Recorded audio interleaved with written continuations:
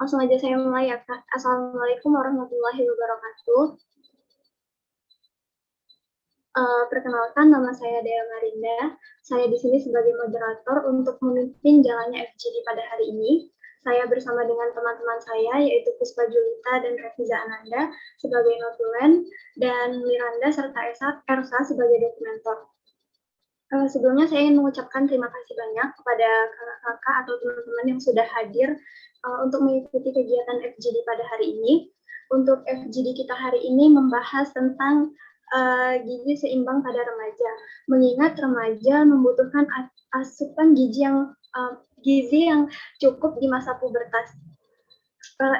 FGD ini bersifat tidak ada yang benar dan tidak ada yang salah. Siapa saja boleh berpendapat asal tidak memotong orang lain saat berbicara. Langsung saja ke pertanyaan yang pertama ya, Kak. Apa yang dimaksud dengan gizi seimbang? Silahkan yang ingin berpendapat.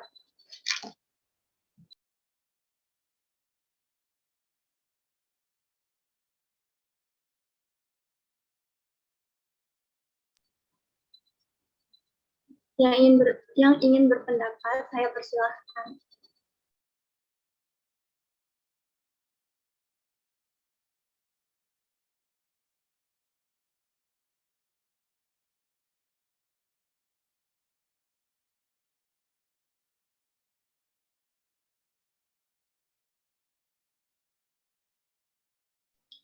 Haida boleh diketikin di chat.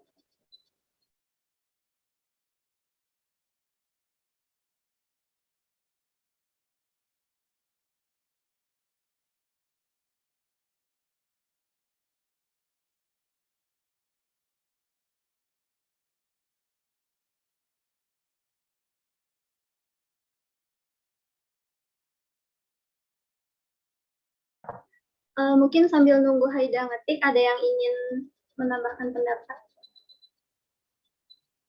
Rika? Kalista.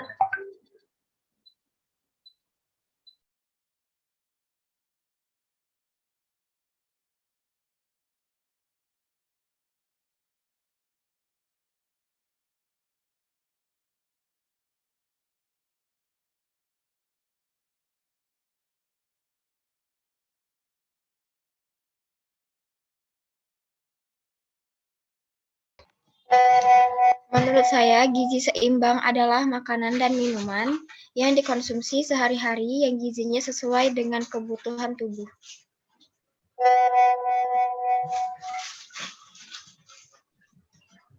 Ada yang ingin menambahkan pendapat lagi?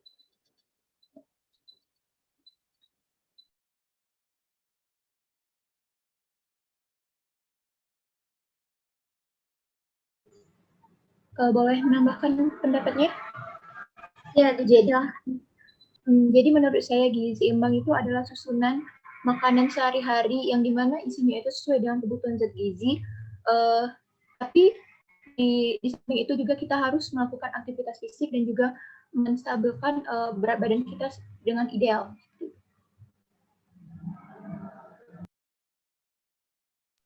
Cukup. Ada lagi yang ingin menambahkan?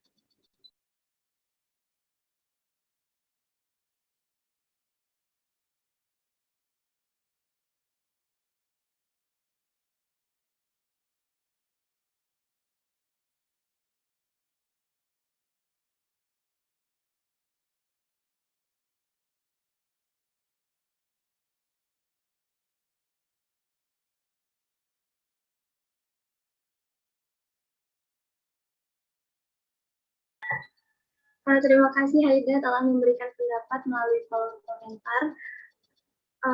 Teman-teman bisa baca sendiri di kolom chat ya. Saya lanjut ke pertanyaan selanjutnya untuk mempersingkat waktu. Apa saja sih yang biasa kalian lakukan untuk memperoleh gizi seimbang? Silahkan raise hand atau langsung speak up.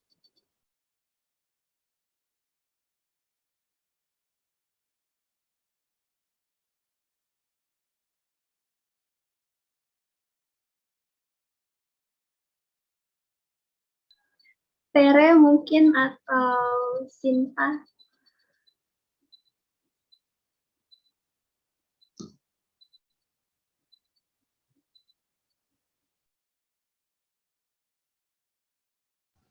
Baik, terima kasih kepada moderator. Jadi menurut saya, upaya yang bisa kita lakukan untuk mendapat gizi yang seimbang itu, yang pasti dengan cara memakan makanan yang sehat, seperti di dalam menu itu adanya sayur, terus juga makanan tersebut mengandung protein seperti dari ikan ataupun ayam, terus juga menurut saya minum itu juga harus cukup seperti 8 gelas dalam sehari.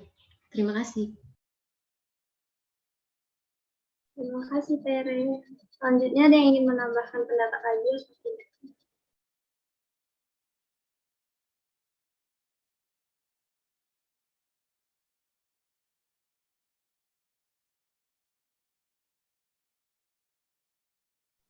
Sinta boleh menambahkan pendapatnya kalau mau ingin berpendapat.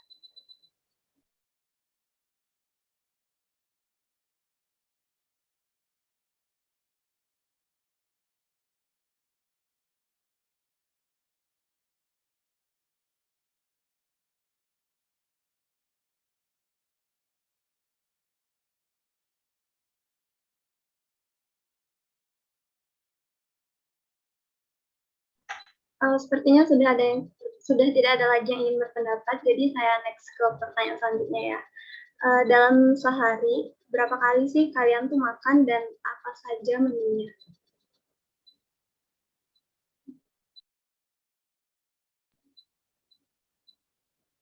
Dewi mungkin mau memberikan pendapat. Atau Rika lagi boleh, Kalista.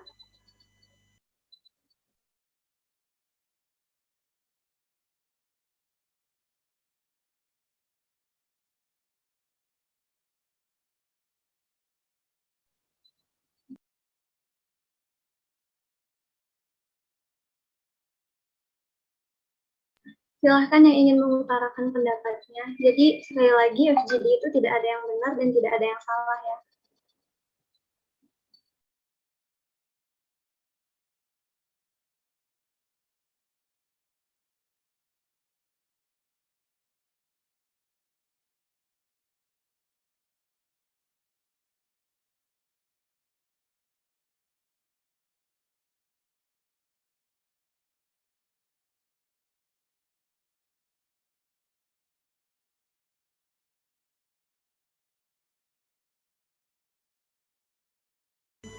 Izin menjawab moderator. Gimana Dewi? Izin menjawab Kak, kalau saya sendiri sehari-harinya itu makan satu hari itu 2 kali. Itu makan yang seperti yang berat pakai nasi itu cuma siang dan malam. Kalau pagi itu sarapan itu hanya makan seperti roti. Kalau siang itu makannya nasi pakai sayur, pakai ikan. Terima kasih moderator.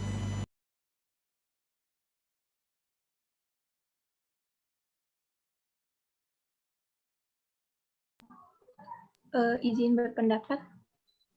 Ya, ya silahkan. Jadi kalau saya itu biasanya pagi itu makannya kayak pada umumnya sih kayak nasi goreng gitu ya. Kalau untuk makan siangnya itu biasanya itu udah tercukupi, itu ada karbonya, ada proteinnya, di mana ada nasi, ada lauk pauk seperti ikan goreng ataupun daging gitu. Terus juga ada protein nabatinya seperti tempe goreng atau enggak tahu goreng, itu udah ada, dan juga ada sayurnya. Terus diselingi juga dengan buah-buahan juga. Nah, untuk makan malamnya sendiri, saya itu biasanya makannya itu juga sama kayak makan siang tadi, ada karbonya, ada protein hewani ataupun protein nabatinya udah ada, itu sayurnya juga udah termasuk di situ. Tapi saya tahu kalau misalnya itu tuh masih belum terpenuhi semua, soalnya di sehari-hari itu kita tuh seharusnya makan itu ada 5 kali gitu. Ada makan pagi, ada selingan pagi, makan siang, dan selingan sore dan malam. Jadi untuk selingan pagi sama selingan sore itu saya biasanya skip gitu. Oke. Udah. Cukup ya. Terima kasih untuk Dewi, Rika, sama Haida telah memberikan pendapatnya. Kita next ke pertanyaan selanjutnya ya. Apa saja sih yang kalian ketahui dari dampak kekurangan atau kelebihan gizi? Tolong dijelasin. Saya izin menjawab. Silahkan Kalista. Menurut saya kalau kekurangan gizi itu bisa sering sakit-sakitan, lemas, terus kalau kelebihan itu mengakibatkan obesitas.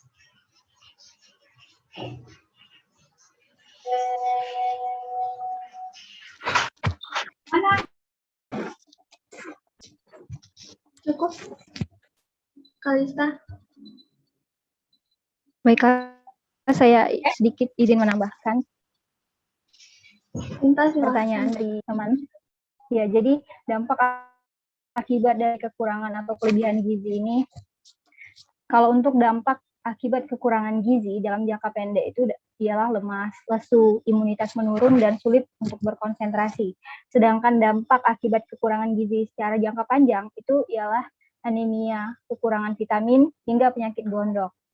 Sedangkan dampak akibat kelebihan gizi seperti dapat menimbulkan penyakit diabetes, penyakit jantung, dan obesitas.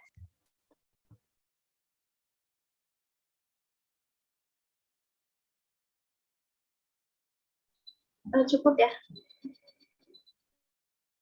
Apa ada yang ingin menambahkan lagi?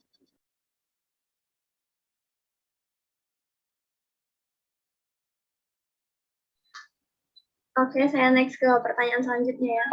Apakah kalian tahu istilah isi piringku? Jika iya, tolong dijelaskan.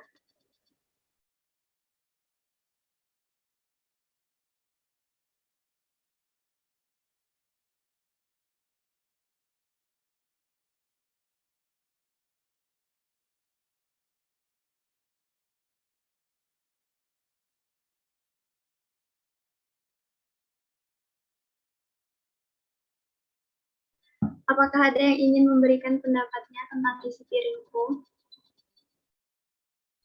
Sinta, raise hand ya.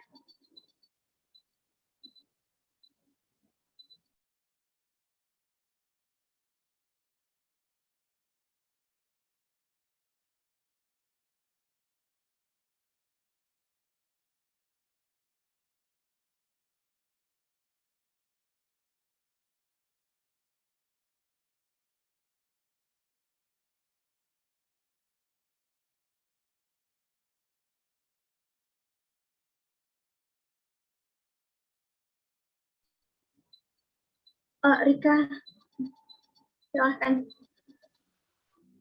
Izin menjawab. Jadi isi piringku itu adalah salah satu pedoman dari gizi seimbang.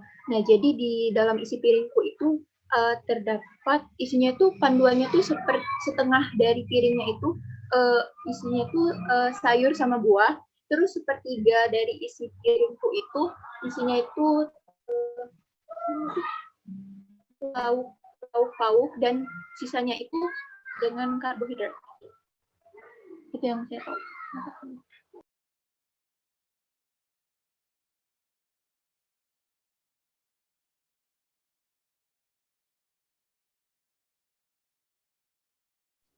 Oke, cukup. Pertanyaan selanjutnya. Maaf ya, agak berisik. Apa pendapat kalian mengenai diet yang tidak sehat, terutama pada remaja? Silahkan yang ingin berpendapat.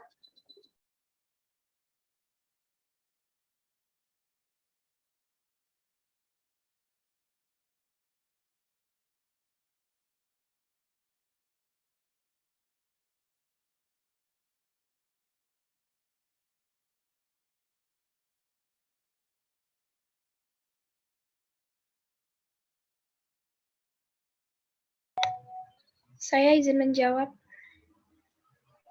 Iya, silakan Kalista. Menurut saya kalau diet yang secara tidak sehat itu bisa menyebabkan banyak penyakit, dehidrasi, dan mudah kelelahan.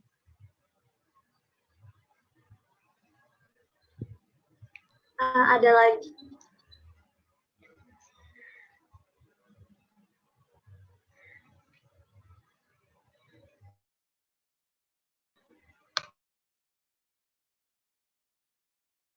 Atau mungkin cukup biar saya next ke pertanyaan yang selanjutnya. Menurut kalian, seberapa penting gizi seimbang bagi anak remaja?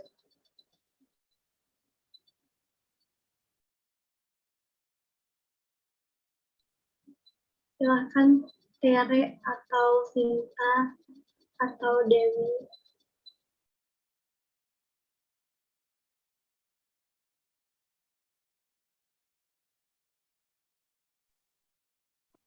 Baiklah, saya akan sedikit memberikan pendapat mengenai pertanyaan nomor 7. Jadi gizi seimbang itu menurut saya sangatlah penting. Selain dapat membantu untuk berkonsentrasi bagi remaja, juga dapat membantu remaja terhindar dari penyakit seperti anemia dan kurang gizi.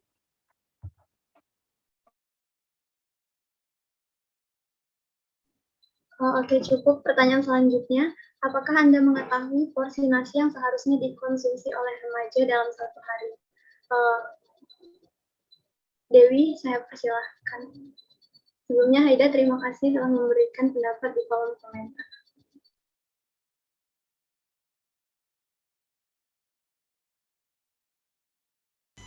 Izin menjawab moderator, kalau wanita itu dalam sehari tidak lebih dari 400 gram.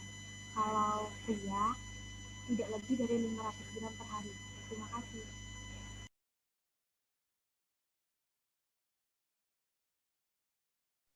Cukup, Dewi. Cukup, Kak. Baiklah, saya rasa cukup untuk pertanyaan dan pendapat dari teman-teman. Saya ingin mengucapkan terima kasih banyak. Mohon maaf apabila ada kesalahan dari saya dan teman-teman saya.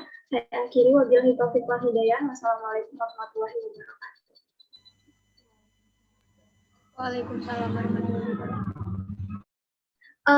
Mohon maaf, terakhir mau ngambil gambar bentar. Miranda, tolong. 1, 2, 3. Slide 2. 1, 2, 3. Udah, makasih. Terima kasih ya teman-teman. Yang mau live, silahkan. Makasih, izin live. Makasih. Makasih. Makasih Haida, makasih Dewi. Makasih. Makasih Kalista, Makasih semuanya. Kak Tere, Sinta,